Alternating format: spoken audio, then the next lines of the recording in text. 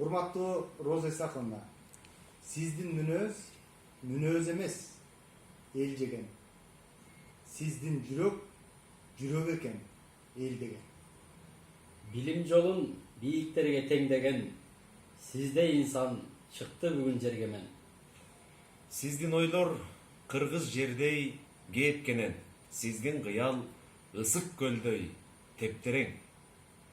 Элин атып, жерин сатып кетпеген, эне жүрөк, эрктүү жүрөк, эл деген.